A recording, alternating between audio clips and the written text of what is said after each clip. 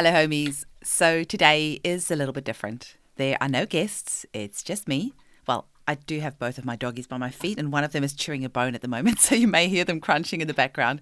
But this is something I have been wanting to do for a very long time. So my whole idea with this podcast is to help you, the public, understand the vast scope of homeopathy, the various different ways we have of prescribing, the different remedies that we have to draw on, just give you a little bit of an insight on how you can help us to help you. So, listening to homeopaths that you resonate with, the remedies that you resonate with, prescribing styles that you resonate with, and then, when you go for that consultation, you have a better idea of what you can expect. So today's episode is all about how to get the most out of your homeopathic consultation with me. The homeopathic case-taking process is something that's very special and healing in itself. So today I want to share with you how you can make the most out of your time with me as your homeopathic practitioner. I wanted to create this episode for any current and future clients of mine as an opportunity for them to really understand how they can help me to help them. Homeopaths all around the world practice very differently. We all have different ways we like to take a case. Some prefer questionnaires before the consult, and some prefer you to just come in without pre-completing any information.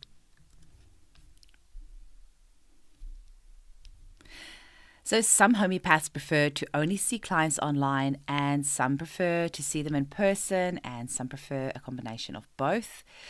Some homeopaths will prescribe on the spot. Others will ask you to come back in a few days to get your remedies. Some homeopaths will provide you with remedies out of their own stock, and others will send you to a homeopathic pharmacy to order the remedies yourself. Some homeopaths will repertorize your case while you're in the consult. So that means they will enter some information into the computer repertory, or they might use some books to see the symptoms that match your case.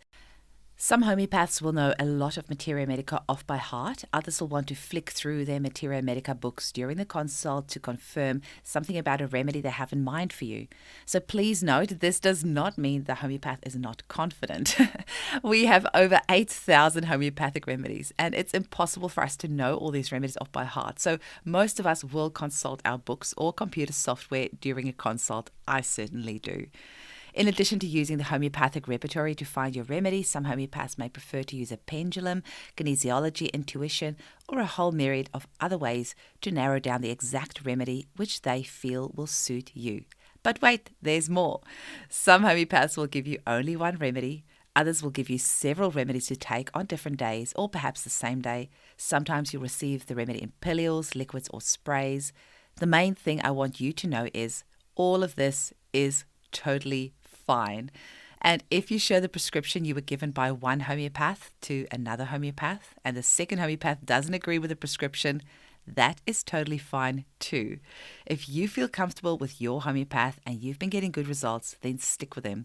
Taking into account you should give them at least 3 follow-ups minimum before you judge the results of their prescription. If you've listened to more than 3 episodes of this podcast, you'll already be starting to realize that homeopaths practice wildly differently. Depending on our levels of experience, our own beliefs, and the remedies and prescribing methods that resonate with us individually as practitioners. That is why, before anything else, you need to make sure you find a homeopath that you're comfortable with.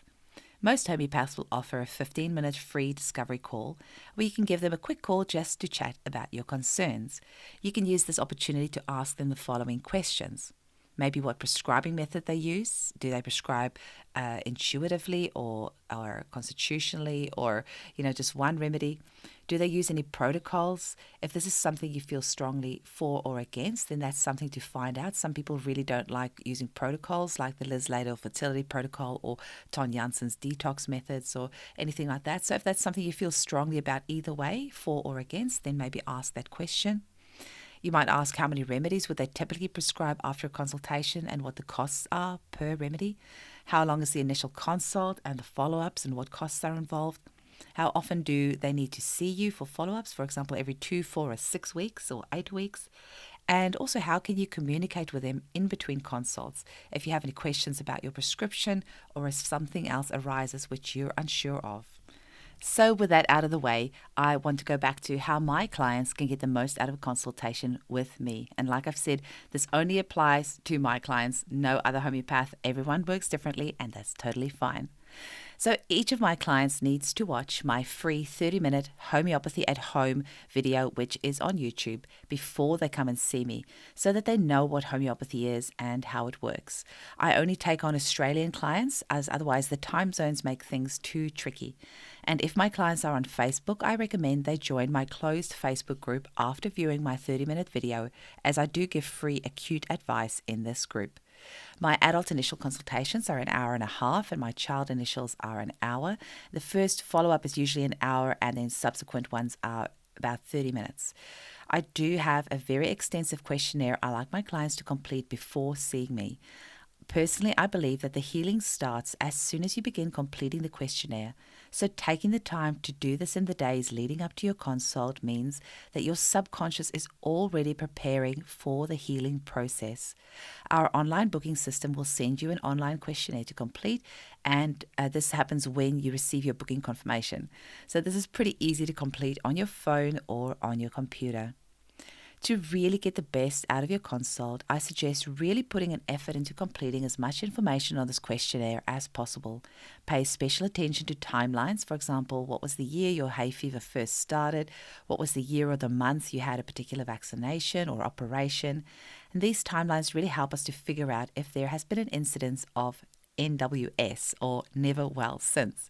For example, you may complain of eczema in your child which started around 12 months, and it feels to you like there was nothing of interest that changed around that time to trigger the eczema. But upon completing the questionnaire and paying attention to the timeline, you realize that your child had the MMR vaccine just a few days before the eczema started. So this will give us an indication that we may need to use a homeopathic detox to clear some of the effects of the MMR vaccine. I always prefer seeing my clients in person. However, I do have clients all over Australia, so about 50% of my consults are done online. Whether it's in person or online, always make sure you're 5 minutes early for your appointment to give yourself time to take a breath and relax beforehand, instead of just being in a rush. If clients are late for appointments, this is taken out of their consulting time, as I don't believe in making my clients after them wait. So just because somebody else earlier in the day was late, you don't need to wait that extra, 15 minutes for that person. That 15 minutes will come out of their consult. So if you're 15 minutes late for a 30-minute consult, that will only give you 15 minutes to go over your case, which really leaves me not much time to truly help you. So please do be on time. If you're coming to see me in person with your child, please bring them some snacks. The consult can feel like an eternity for a little one, and often a drink and a snack can really help make their time in the consult so much easier. My consulting room has a lovely outdoor area, a play kitchen, a doll's house, an easel with chalk. We have colouring in books, Lego for the older kids, a very popular marble run, and plenty of other toys. When we have them in stock, I let my kiddie clients choose a little crystal which they can take home. I really believe in making the children feel very welcome, and I want to make their time with me as enjoyable as possible. And whenever I hear clients say, "Oh, my child couldn't wait to come and see you," that makes my heart sing, because, this needs to be a very fun, enjoyable, beautiful experience for them as well.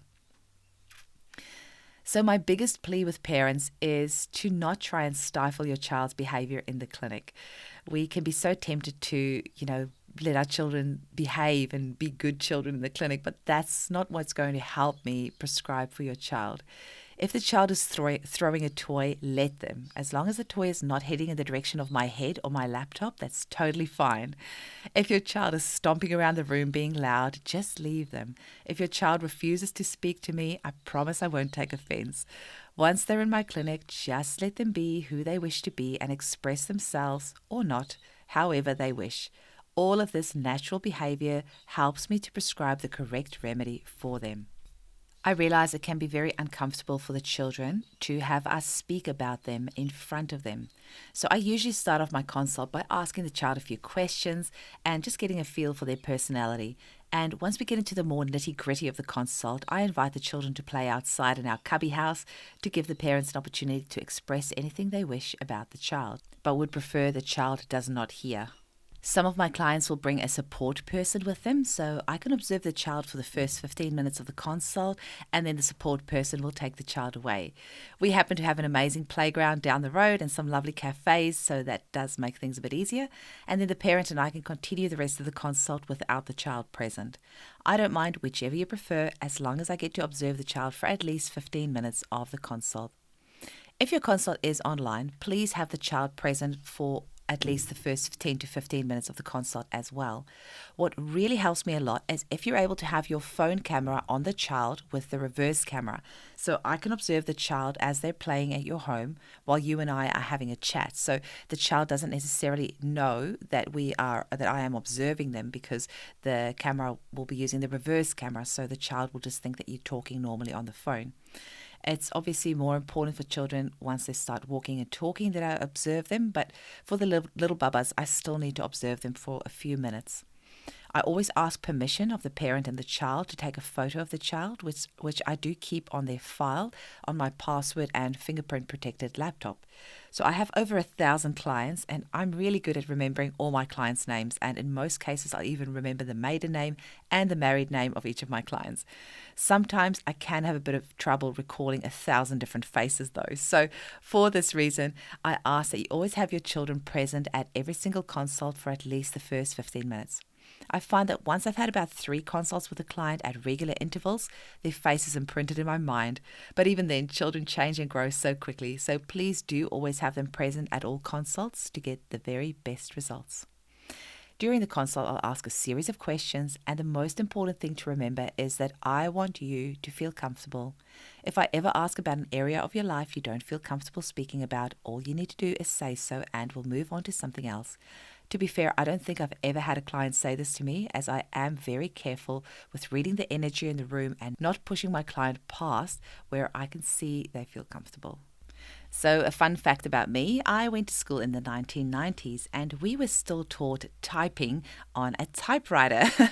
And then after school, I worked on an internet help desk where I had to answer hundreds of emails every day. So I became really good at typing, and I can touch type at about 60 words a minute. So this means that during our consult, I will be typing pretty much verbatim whatever it is that you're saying.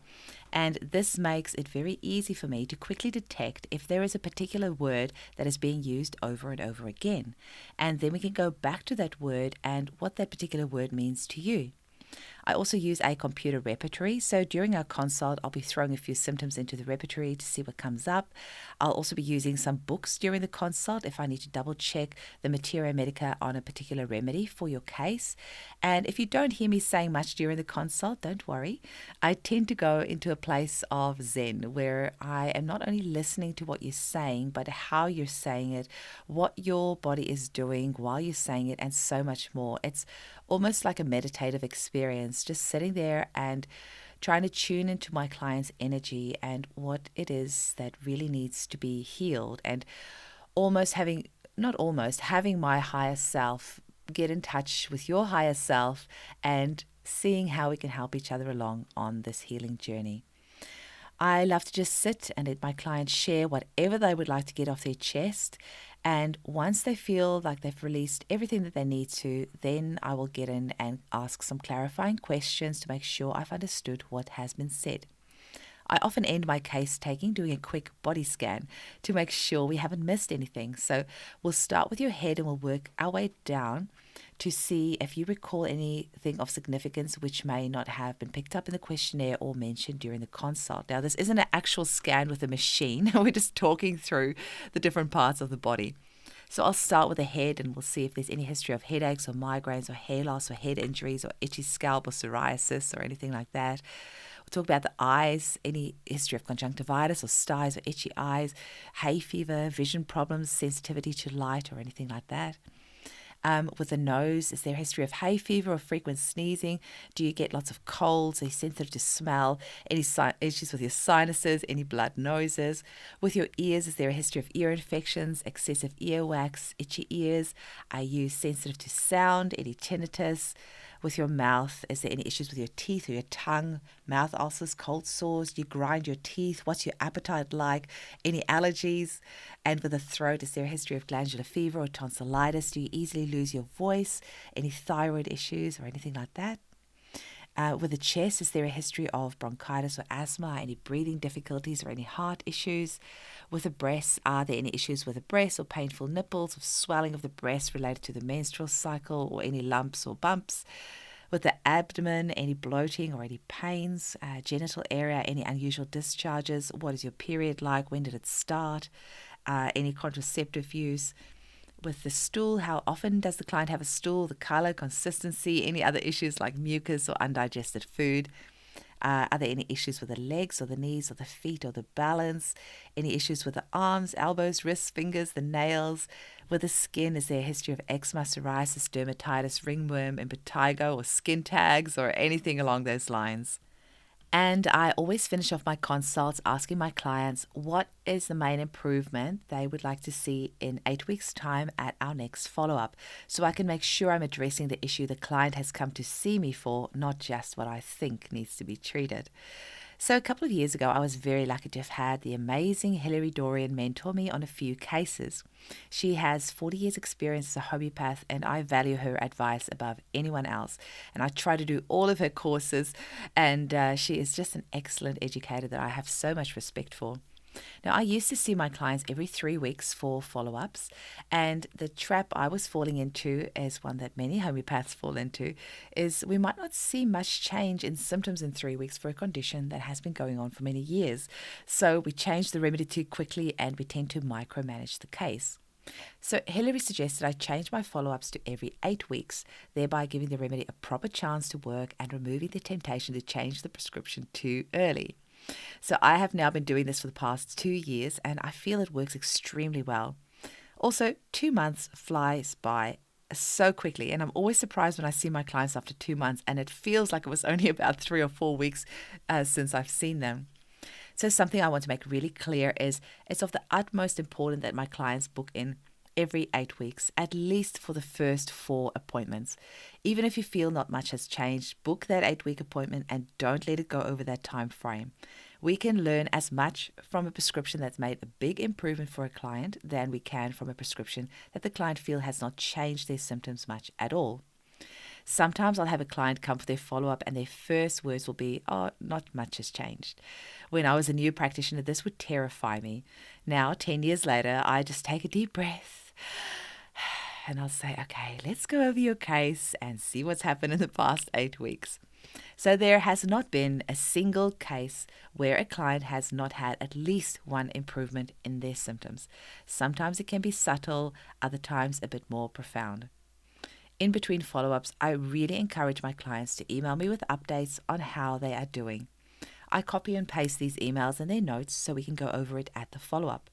And at the follow-up, I'll ask my clients to talk to me about what's been happening the past 8 weeks, and I encourage them to make a list of things they'd like to discuss at the follow-ups so they can get the most out of our time together. Once they've gone over their list and discussed any questions or concerns they may have, I'll use the rest of our consult to go over what we spoke about the previous consult or consults. For the clients who say they haven't noticed much change, I'll read over their notes, for example, that they used to have trouble sleeping, and as I read it back to them, they'll often say, "Oh, that's right, I don't have that anymore." And we'll continue working our way through their case to work out what's changed and what hasn't changed. I encourage my clients to keep a diary and write anything in there they feel may be helpful, however big or small, to help them along their healing journey. I have several clients for whom we've managed to get absolutely incredible results, which even I am surprised by. These are the clients who stuck to their follow-up appointments religiously. They came every 8 weeks without fail, no excuses. One of my favorites was a little girl who was covered head to toe in eczema after a vaccine reaction a few years earlier. The mum and dad used to have to hold her at night while she was sleeping, otherwise she would scratch her skin until it covered the sheets in blood. She also had multiple food allergies. This incredible family brought their daughter every 8 weeks for a year, taking into account there's actually only 6 appointments. And by the end of that year, their daughter had porcelain skin and could eat whatever she liked. Another one of my favorites was a little boy with severe autism who was completely nonverbal and extremely selective in what he would eat. His mum was an absolute trooper, sticking to my prescriptions rigidly and bringing him in every 8 weeks for a consultation. A year later, he's speaking beautifully and trying different foods. The mum didn't think he'd ever be able to speak, so she is so grateful for what homeopathy has done for their family. These are the families I really love working with. I love working with everybody, but these people really have a special place in my heart. I am extremely committed to my clients, and when they show the same commitment back, we can create magic together. I feel very sad when I see a client for a consultation and then I don't hear anything from them for 4 to 6 months, sometimes even a year, and then they book in for a follow up. When this happens, I am pretty much starting from scratch. It's a case of 1 step forward, 2 steps back. In saying that, I also accept that everything happens for a reason, and perhaps this person had some other things that they had to do in their life first, or maybe some other practitioners that they had to see, or maybe there were some financial difficulties, or who knows what might have happened. But this really does slow down a client's healing so much when they don't stick to their regular follow-ups, especially in the beginning of their treatment. In general, I only need a client to commit to the initial appointment and then about 3 or 4 appointments after that at 8-week intervals. After this time frame, we've almost always found a really good set of remedies that work for this client. We've often managed to fit in a detox or two, and we've built a really good relationship at this stage for a solid foundation for future appointments. So if the client then decides to wait 4 to 6 months or even more between appointments, then it's much easier to pick up the threads of where we left off. I would just also like to mention one other thing, prefaced with a caveat. I will always support you, whatever you decide. With that in mind, I just want to say that when we're treating a client who's seeing 4 or 5 other practitioners at the same time, it does make it really hard to get a good symptom picture of what's truly going on. Is the client having an aggravation from a treatment of one of the practitioners? Is this their own symptom, or is it an aggravation of something else? I've had clients come to see me for a consult and then come back 8 weeks later telling me they never took my remedies because they were seeing a bunch of other practitioners. I really don't understand the reasoning behind this, so I won't even begin to speculate why somebody would do this. And as a practitioner, I respect that my clients have freedom of choice of who they want to see. Seeing as this is an episode about how to get the most out of your consult with me, I will say though that it's fine to see 1 or 2 other practitioners at the same time, perhaps a chiropractor or a naturopath or a counselor. But once you start seeing other practitioners who are also prescribing homeopathic remedies on the side or doing other forms of energy medicine, it really does become almost impossible to manage the case. If your consult is online, I have a few other helpful suggestions to make sure you get the best result possible. Please make sure that you eat before your consult if you're feeling hungry. It's obviously fine for children to eat during the consult at any stage, so this only applies to adults. I've had clients connect for our online consultation and then eat their entire lunch during our consult. At the end of the day, you're paying for my time. It's your money and you can do whatever you like. But if you're serious about your healing, please ensure you have eaten beforehand, made a trip to the bathroom, and done everything else you need to do to be fully present for your consultation. You deserve this time with me for you, nobody else. This is your time to focus on you. Make this time special because you can be 100% guaranteed I'll be bringing my A game to help you to the very best of my abilities every single time. Please also ensure you're in an area with good reception. Please don't have your consult in a cafe or somewhere in public where others can hear you, as we may need to talk about sensitive topics. If you're having your consult outside, please make sure it's not too windy, as that can make it hard to hear you, or at least wear headphones so we can hear each other.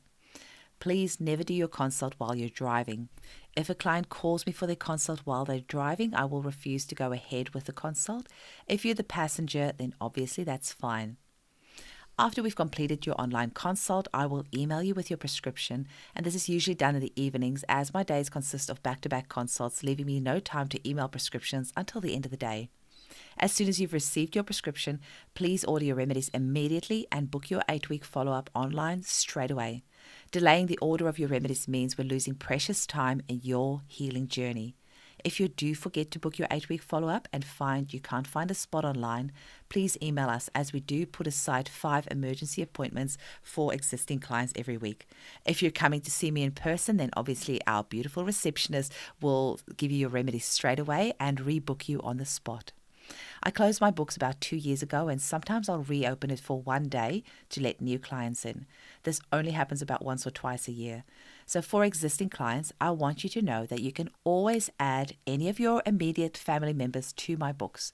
So it doesn't matter that my books are closed. If you've ever seen me for an initial consult and you'd like to get your mum or your sister or your children to have a consult with me too, all you need to do is email info@eugeniekruger.com and my receptionist will gladly book you in.